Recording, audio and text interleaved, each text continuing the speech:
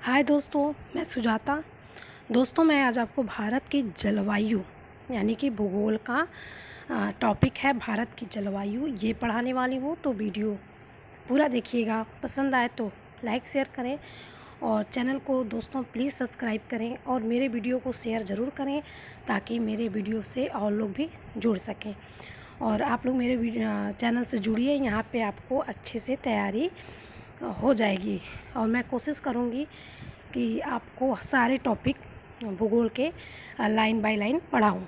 ठीक है, तो चलिए देखते हैं। तो देखिए दोस्तों, ये है भारत की जलवायु। तो पहले हम लोग भारत की जलवायु के बारे में पढ़ेंगे। तो देखिए, पहले हम लोग देखते हैं मानसून।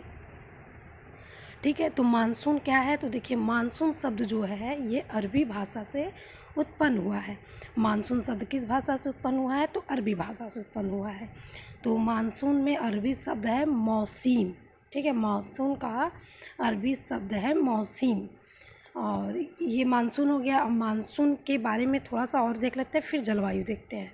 ठीक है, तो देखिए, मानसून जो है ये जब भी ऋतुओं के कारण हवा की दिशाओं में जो परिवर्तन होता है उसे हम क्या कहते हैं? उसे हम मानसून कहते हैं।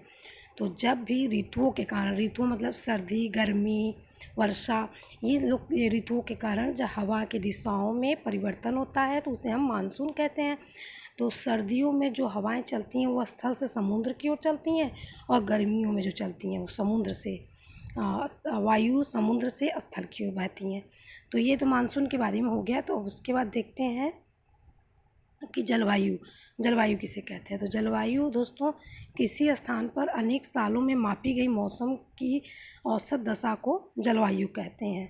इसके बाद हम लोग चलते हैं, इसको अच्छे से पढ़ लेते हैं। अभी तो ये तो परिभाषा टाइप पढ़ लिए हैं, अब अच्छे से हम समझाते हैं आपको कि ये क्या है।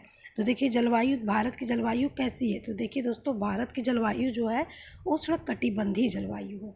देखो, ऐसी जलवायु जिसमें मौसम बहुत गर्म आर्द्र होता है और भारत का अधिकतम भाग उष्णकटिबंधीय क्षेत्र में पड़ता है, इसलिए भारत की जलवायु उष्णकटिबंधीय जलवायु है।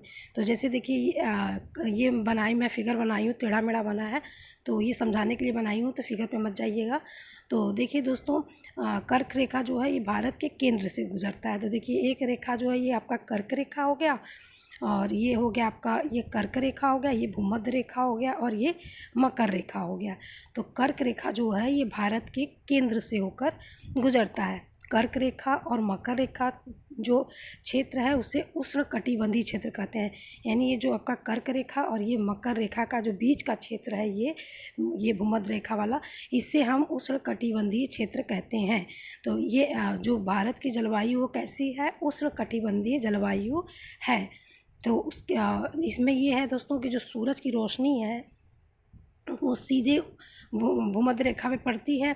ठीक है, तो जहाँ ज़्यादा तेज़ रोशनी, सूर्य की रोशनी रहती है, वहाँ ज़्यादा गर्मी पड़ती है। तो इसलिए भारत की जलवायु जो है उष्णकटिबंधीय जलवायु है। तो देखिए, सूर्य का सबसे ज़्यादा किरण जो है वो उष्णकटिबंधीय क्षेत्र पर पड़ता है। सूर्य का सबसे ज़्यादा किरण कहाँ पड़ता है? तो उष्णकटिबंधीय क्षेत्र पर पड़ता है। इसलिए यह क्षेत्र जो है वो क्या होता है? ज़्यादा गर्म होता है। तो जहाँ ज़्यादा गर्मी होती है वहाँ क्या होती है? बारिश भी जो होती है वो ज़्यादा होती है। जहाँ ताप ज़्यादा होता है वहाँ बारिश भी ज़्यादा होता है। उसके बाद है कि इसलिए जो यहाँ का जो क्षेत्रफल है, इस क्षेत्र में जनसंख्या जो है वो सबसे ज़्यादा पाई जाती है। ठीक है, उष्णकटिबंधीय क्षेत्र में जनसंख्या जो है सबसे ज़्यादा पाई जाती है।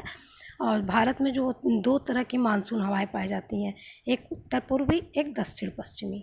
तो देखिए दोस्तों, जो दक्षिण पश्चिम मानसून है, भारत में 2 तरह की मानसून पाई जाती हैं। कौन कौन? उत्तर पूर्वी मानसून और दक्षिण पश्चिम मानसून। तो दोस्तों, जो दक्षिण पश्चिम मानसून है ये भारत में गर्मी के मौसम में अरब सागर से दक्षिण पश्चिम दिशा से होकर आता है। दक्षिण पश्चिम मानसून जो है भारत में गर्मी के मौसम में अरब सागर से दक्षिण पश्चिम दिशा से होकर आता है। और भारत में अधिकतम वर्षा जो है वो 90% वर्षा जो है वो दक्षिण पश्चिम मानसून से होता है। तो दक्षिण पश्चिम मानसून सबसे पहले कहाँ पहुँचता है? तो केरल में पहुँचता है। ठीक है, उसके बाद वो सबसे पहले केरल में पहुँचता है और केरल में कम से कम 1 जून के लगभग पहुँच जाता है। दक्षिण पश्चिम मानसून जो है सबसे पहले केरल में पहुँचता है और कब पहुँचता है? 1 जून के लगभग। फिर वो मुंबई पहुँचता है 10 जून के लगभग। फिर कोलकाता, उसके बाद क्या करता है, संपूर्ण भारत में फैल जाता है। तो भारत में जब पहुंचने में उसको, संपूर्ण भारत में पहुंचने में उसको जून या लास्ट वीक तक या जुलाई के फर्स्ट वीक तक पूरे भारत में दक्षिण पश्चिम मानसून जो है वो फैल जाता है। उसके बाद हम लोग देखते हैं, तो देखिए दोस्तों, जो सर्दी में जो वर्षा होती है वो उत्तर पूर्वी मानसून से होती है, और गर्मी में जो वर्षा होती है वो दक्षिण पश्चिम मानसून से होती है। तो दोस्तों ये नोट याद कर लीजिएगा। देखिए सबसे ज़्यादा वर्षा जो होती है भारत में वो मेघालय का मानसिन राम है, और कारण ये है कि यहाँ की जो पहाड़ियाँ हैं वो कीप के आकार की होती हैं, इसी वजह से वहाँ क्या होता है, सबसे ज़्यादा वर्षा होती है। सबसे ज़्यादा वर्षा कहाँ होती है, मेघालय के मानसिन राम। तो ये कन्फ्यूज मत होइएगा। और यहाँ की पहाड़ियाँ कीप होने के कारण, कीप के आकार होने के कारण यहाँ, इस वजह से यहाँ क्या होती है, वर्षा सबसे ज़्यादा होती है। और सबसे कम वर्षा कहाँ होती है, तो सबसे कम वर्षा लेह में होती है। जैसलमेर मत करिएगा, लेह में होती है, ठीक है, लेह में होती है, उसके बाद तब जैसलमेर में होती है। उसके बाद हम लोग देखते हैं दक्षिण पश्चिम मानसून जो है ये पश्चिमी घाट से टकराकर केरल के मालाबार तट पर वर्षा कराती है। दक्षिण पश्चिम मानसून पश्चिमी घाट से टकराकर केरल के मालाबार तट पर वर्षा कराती है, और दक्षिण पश्चिम मानसून जो है कोरोमंडल तट, आंध्र तट और उड़ीसा तट के पर वर्षा नहीं करवाती। तो नोट ये है, तो देखिए देश में अधिकतम भागों में वर्षा जो होती है वो जून से सितंबर महीने में होती है, और केवल जो तमिलनाडु है वहाँ पे वर्षा जो है वो शरद ऋतु में होती है। तो दक्षिण पश्चिम के समय तमिलनाडु में वर्षा नहीं होती, ये याद रखिएगा। और जो है तमिलनाडु में जो वर्षा है ये उत्तर पूर्वी मानसून के कारण होती है। तमिलनाडु में वर्षा किसके कारण होती है, उत्तर पूर्वी मानसून के कारण होती है, वो भी ठंडी के समय, नवंबर दिसंबर के महीने में वर्षा होती है। तो दोस्तों जो शीत ऋतु में वर्षा है वो पश्चिम विक्षोभ के कारण होती है, या तो उत्तर पूर्वी मानसून के कारण होती है। अगर ऑप्शन में दिया है पश्चिम विक्षोभ, दोनों ऑप्शन एक साथ नहीं देता है, उत्तर पूर्वी मानसून और पश्चिम विक्षोभ एक साथ नहीं देता है। तो अगर एक साथ देगा नहीं, या तो इसमें ये दिया रहेगा, या ऑप्शन में उत्तर पूर्वी मानसून दिया होगा, या तो पश्चिम विक्षोभ दिया होगा, तो आप वही टिक लगा दीजिएगा।